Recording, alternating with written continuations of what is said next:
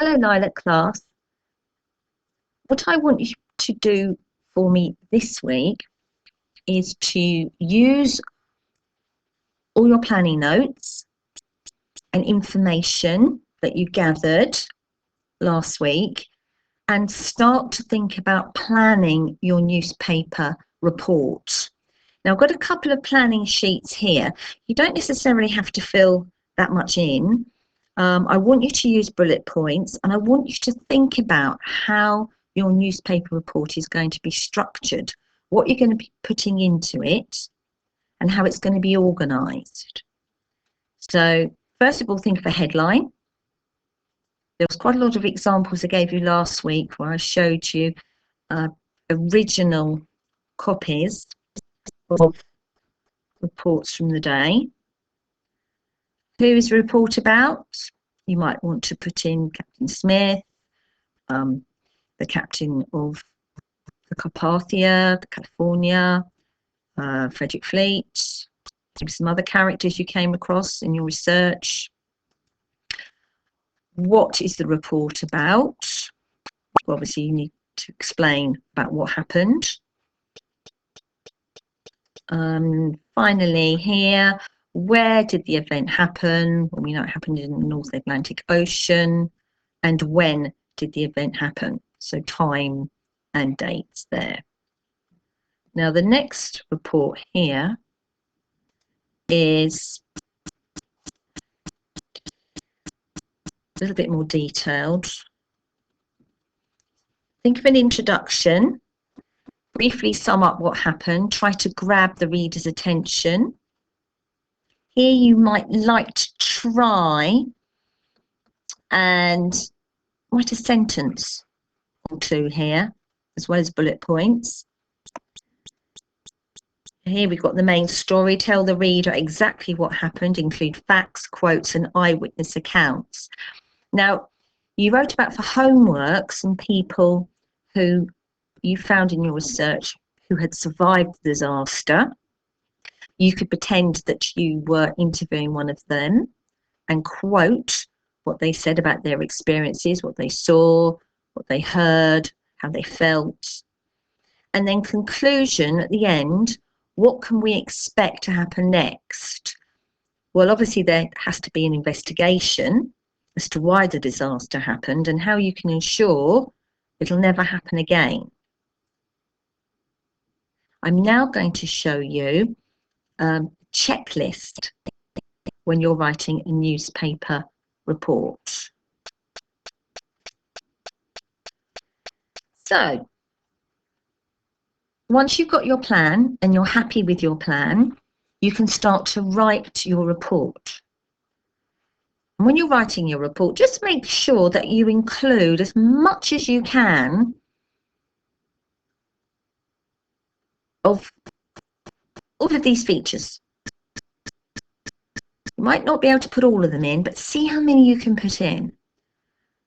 The name of the newspaper, a headline. Now it says here a headline that uses a pun, rhyme, or alliteration. Well, don't think about rhyme or pun. I don't think that's appropriate, but you might want to use alliteration.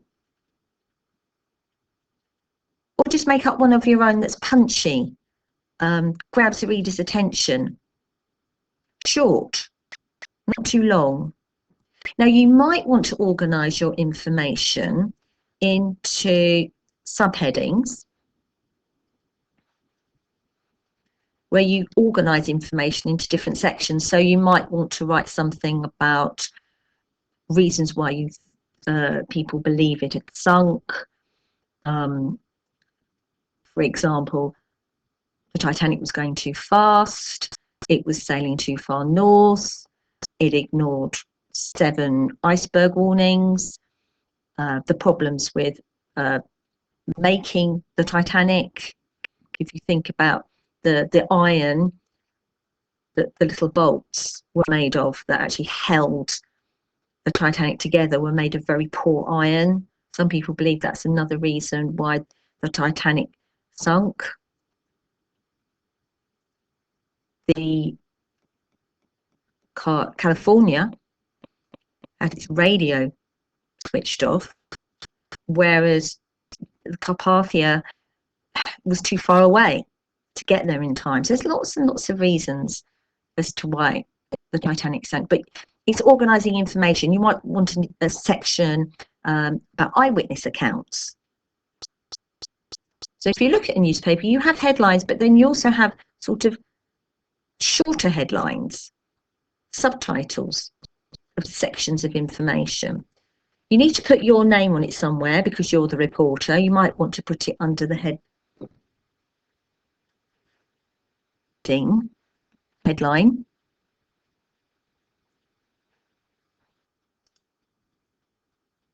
Sorry, I had to stop then because I had a delivery. Right, where was I? An introductory paragraph. What, where, when, who, why. Make sure that everything's in a logical order, chronological order. You might want to talk about the very beginning, where it sets sail from, the order of events, maybe times and events. What time did it strike the iceberg? What time did it sink? How long did it take? You might also want to draw some pictures of captions, with captions.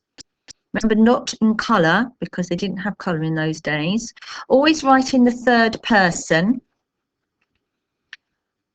and in the past tense, because you are writing a recount.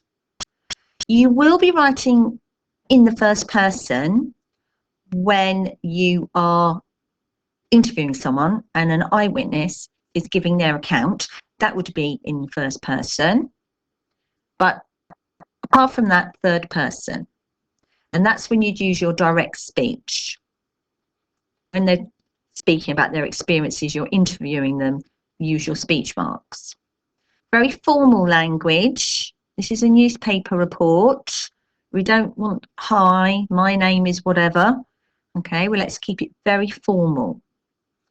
Now, it says here rhetorical questions. Now, a rhetorical question is a question someone asks without really expecting an answer. It's putting a question forward for discussion. Because no one knew at this stage exactly why the Titanic did sink. So think about different questions. Why do you think this may have happened? How did it happen? Who was responsible? Lots of answers to that. Lots of answers where you could have a lot of discussion. And then a conclusion paragraph to explain what might happen next. As I said previously in the first planning sheet, it's thinking about the investigation and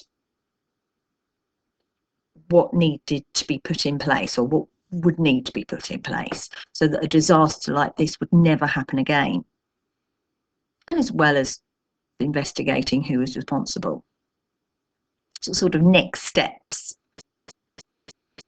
All right, so when you feel confident, when you've planned and you know what you want to write, I'd like you to then move on and write your newspaper article and keep looking at this checklist. Don't worry if you haven't got it all in. Some of you will be able to put more in, I know, or will want to put more in. But if you get some of those in, I'll be really pleased. Thank you.